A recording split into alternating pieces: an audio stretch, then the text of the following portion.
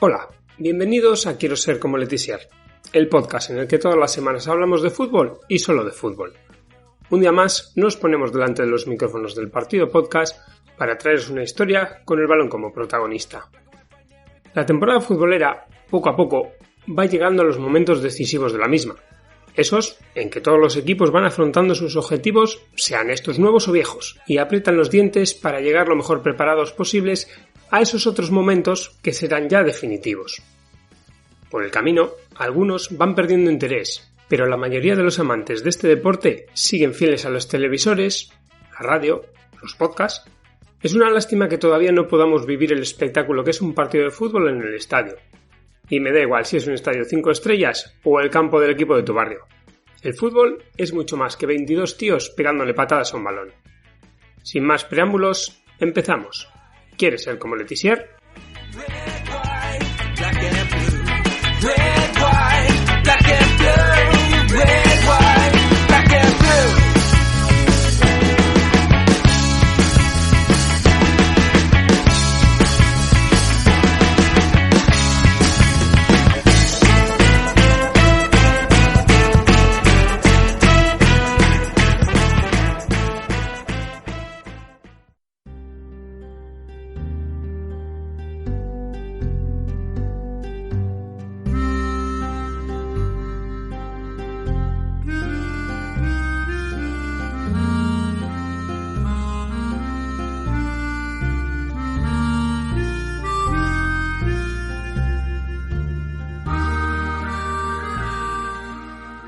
Hay ocasiones, aunque por desgracia cada vez menos, en las que los títulos no son los que determinan la grandeza de un futbolista. Su estatus en el universo fútbol viene dado por otra serie de circunstancias que lo hacen realmente grande. Hoy, la titulitis impera entre muchos de los seguidores del deporte rey, y está claro que ganar es el objetivo de todo deportista. Pero a veces, los más grandes consiguen serlo sin un abultado palmarés. El caso de hoy es uno de esos. Por eso, vamos a contar la historia de Ivor Allchurch, el mejor futbolista galés de todos los tiempos, al menos para algunos. Un futbolista único que desechó un montón de ofertas de equipos más potentes por permanecer fiel a sus orígenes y que recibió elogios de rivales de la talla de Bobby Charlton, Bobby Moore o Matt Busby. Por ello, no es de extrañar que sus mayores reconocimientos llegasen vistiendo la camiseta de la selección nacional de País de Gales. Por cierto, si alguna vez tenéis la oportunidad de viajar a Gales y visitar el Liberty Stadium, hogar actual de Swansea City, en sus aledaños podréis descubrir una estatua en honor de nuestro protagonista. Dicha estatua de bronce fue realizada por iniciativa de los propios aficionados de los Swans, que agradecían de esta forma su amor hacia el equipo galés. Ivor nació en Swansea el 16 de octubre de 1929 y fue el sexto de 7 hermanos. Sus padres, Charles y Mabel, se habían trasladado allí desde Worcestershire, después de la Primera Guerra Mundial, en busca de trabajo. A pesar de todos los esfuerzos, los sueldos no llegaban a casa, y Ivor, después de terminar la escuela obligatoria, con 14 años, se tuvo que poner a trabajar.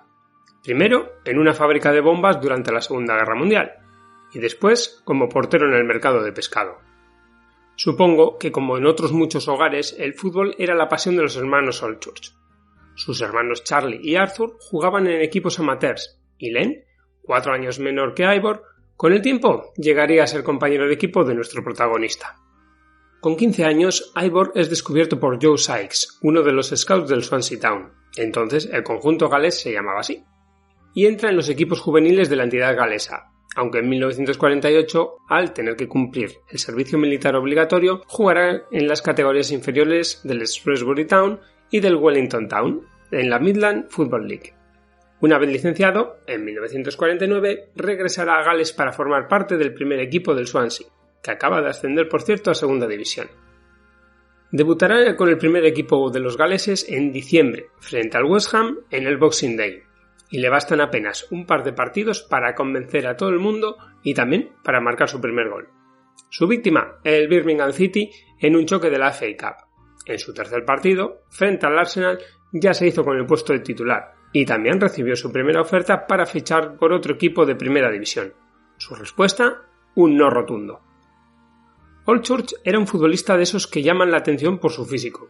Era esbelto, rápido y fuerte físicamente, pero también por sus capacidades futbolísticas, ya que era ágil en el dribbling y tenía la capacidad para inventarse jugadas que parecían imposibles. Era un futbolista impredecible y eficaz, gracias a un olfato para golear impropio de un chico tan joven. El 27 de abril de 1950 levantará la primera de sus 4 Copas de Gales. Sus únicos títulos fue ante los West Ham en Cardiff. Un año después, Ivor Holtchurch se convertiría en el futbolista más joven del Swansea en disputar todos y cada uno de los partidos de su equipo en Liga, y a la vez se abriría el que sería el capítulo más importante de su dilatada trayectoria: debut con la selección de País de Gales. Fue el 15 de noviembre en el Roker Park de Sunderland, en la derrota frente a Inglaterra, 2-4. Fue un debut rotundo, ya que fue directamente titular. Desde esa fecha y hasta la disputa del Mundial de Suecia en 1958, donde, como veremos más tarde, los galeses lo hicieron bastante bien, Holtchurch disputó de manera consecutiva los 26 partidos del combinado Gales. Un año más tarde, el 5 de diciembre de 1951, llegaría su primer gran momento con la camiseta roja de los Dragones. En el Ninian Park de Cardiff, la selección de Gales vence 3-2 a un combinado del resto del Reino Unido, en un partido organizado para celebrar el 75 aniversario de la Federación Galesa. Holtchurch adelantará a los suyos en el primer tiempo, y después, en el segundo tiempo, haría el gol de la victoria, según las crónicas de la época, en unos 20 minutos gloriosos en los que fue prácticamente imparable para sus rivales.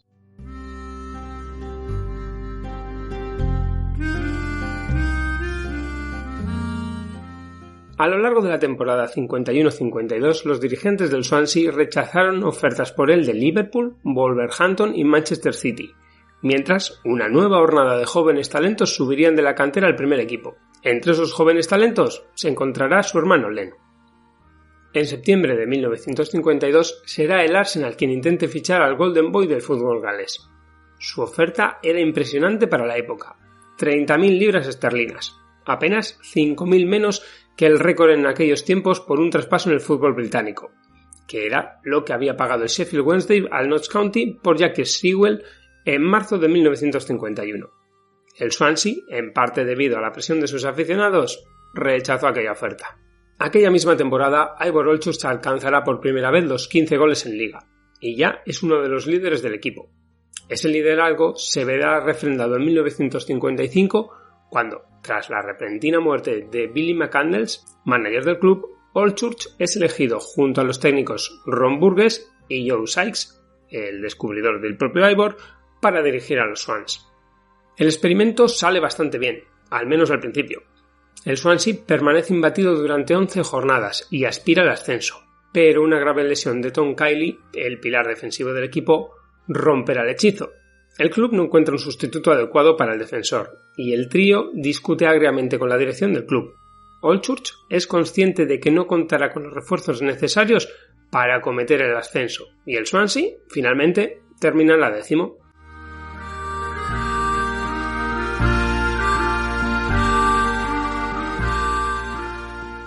En febrero de 1958, Gales se clasifica para disputar la fase final de la Copa del Mundo de aquel mismo año, que se celebrará en Suecia. Fue una edición histórica por varios motivos. Por primera vez, 4 selecciones británicas, Inglaterra, Escocia, Irlanda del Norte y la propia Gales, se clasificaron para la fase final del certamen. Además, significó el debut de la Unión Soviética y de Irlanda del Norte, amén de ser la única participación de Gales en tamaña cita. La selección galesa, en la que por cierto también se encuentra Len Holtchurch, el hermano de nuestro protagonista, y que es dirigida desde el banquillo por James Murphy, empató los 3 partidos de su grupo, ante Hungría, México y la poderosa Suecia. En el desempate, el 17 de junio, en el Rasunda Stadium, Holtchurch guiará a los suyos en la remontada ante Hungría, y los galeses se clasificarán para los cuartos de final. Allí, quien esperará será la Brasil de los Garrincha, Didi o un jovencísimo Pelé. Gales se defiende bien, y el dúo Holtchurch-Jones crea el peligro suficiente para que sus rivales sudamericanos no se sientan nada cómodos.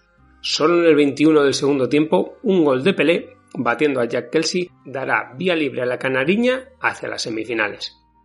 Tras el encuentro, Dave Bowen, capitán de la selección de País de Gales, afirmaría lo siguiente: «Hemos sorprendido a muchos con nuestro rendimiento.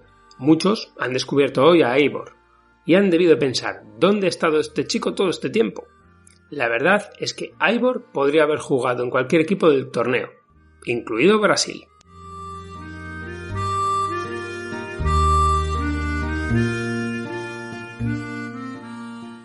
Tras finalizar el Mundial tocaba volver al día en su club, y ahí Choca tiene un conflicto con el nuevo manager de los Swans, Trevor Morris. Allchurch anunciará su intención de dejar el equipo, y se abre entonces una auténtica puja por hacerse con sus servicios.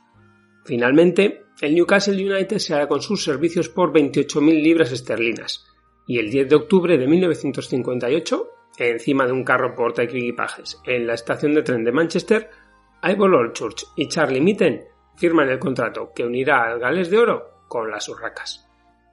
Al día siguiente, Allchurch debutará con sus nuevos compañeros y lo hará de la mejor forma posible, marcando un doblete en la victoria 3-1 frente al Leicester City. Allchurch había llegado a Primera División a punto de cumplir los 29, pero los hinchas del Newcastle ya tenían su nuevo ídolo, y junto a George Eastham y Len White formarán un tridente capaz de marcar 48 de los 81 goles de su equipo durante aquella temporada. Se confirmaba así lo que muchos apuntaban: el as galés había estado perdiendo el tiempo en segunda. A pesar de todo, la felicidad no es completa para Allchurch, que se pelea con Mitten por la prohibición de este para que acuda a la llamada de la selección de Gales y se centre en el campeonato, y la intención del técnico además de situarlo como delantero centro en vista del bajo rendimiento de White. Con semejante caldo de cultivo, en el que incluso el galés pide el traspaso y se niega a jugar durante varias jornadas, el Newcastle desciende a segunda en mayo de 1961. Mitten busca un ascenso inmediato y además arreglar las cosas. Logra convencer a Allchurch para que permanezca en el club. Le da el brazalete de capitán y además le sube el sueldo gracias a la eliminación del tope salarial. Sin embargo, no es una buena temporada para las Urracas. Solo Allchurch y Dick Keith se mantienen de forma asidua en el 11 titular, y el resto van rotando en busca de una tecla que nunca se llegó a tocar. Además, un nuevo encontronazo con la directiva del club por el llamado del seleccionado galés, unida a la pérdida de una de sus hijas que había nacido prematuramente, hacen que Allchurch renuncie al brazalete de capitán. Además, su rendimiento decae sobremanera, solo marca 10 goles, ya que debe hacerse cargo de su familia mientras su mujer está convaleciente en el hospital. A punto de cumplir 33 años, anuncia su intención de regresar a casa, y en agosto de 1962, el Cardiff City, que ahora está en segunda división, se hace con sus servicios a cambio de 18.000 libras esterlinas. En Cardiff, Allchurch cuajará 3 buenas temporadas, y en la segunda de ellas se reencontrará con el veterano John Charles, y juntos conquistarán 2 Copas de Gales consecutivas. En la campaña 64-65, su técnico, Jimmy Scular, prueba a rejuvenecer la escuadra y comete la imprudencia de marginar a Allchurch, aprovechando unas leves molestias en la pierna. Nuestro protagonista se lo tomará fatal y después de unas semanas desastrosas el preparador se ve forzado a volver a contar con Ivor. Este terminará el curso con 15 goles, entre ellos el hat-trick que condena al descenso a tercera a su Swansea. Aquella misma temporada, Ivor debutó en la Recopa de Europa, y al terminar la temporada, John Charles le dedicaría unas palabras más que significativas. Entre nosotros, en Cardiff, hay un dicho: si estás en problemas, pásale la pelota a Ivor. Con 35 años, Ivor decide entonces que es momento de cerrar el círculo y decide regresar al Swansea City. Es recibido por todo lo alto, y con un altísimo incremento en el número de abonados, por cierto, y eso que el equipo está en tercera. Ivor permanecerá en los Swans durante 3 temporadas. En la primera de ellas levantará su 4ª Copa de Gales y en la segunda sus 13 dianas no serán suficientes para evitar el descenso a 4ª. A pesar de todo, Ivor Allchurch permaneció una campaña más, con los galeses en 4ª, en la entidad, antes de retirarse a los 39 años de edad. En enero de 1966, Ivor Allchurch fue condecorado como miembro de la Orden del Imperio Británico por sus servicios en pos del deporte en Gales, y el 22 de mayo de aquel mismo 1966 jugó su último partido como internacional. Fue en Santiago frente a Chile. Afirmar con rotundidad que Ivor Allchurch ha sido el futbolista galés más grande de la historia es complicado. Más aún cuando seguramente muchos no lo habréis visto jugar, y el primer futbolista de esa nacionalidad que os viene a la cabeza es Ryan Giggs, ¿cierto? La verdad es que nuestro protagonista de hoy marcó una época y fue emblemático, como hemos visto por su implicación con la selección de País de Gales.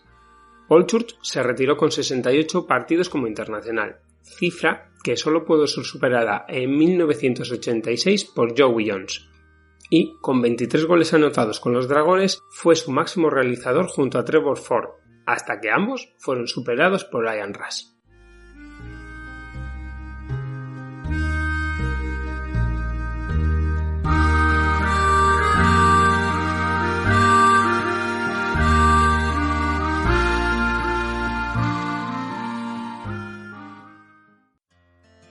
There's a cell phone tucked under your pillow. It makes me jump sleep. And it doesn't do a thing for growth, hormones or dreams.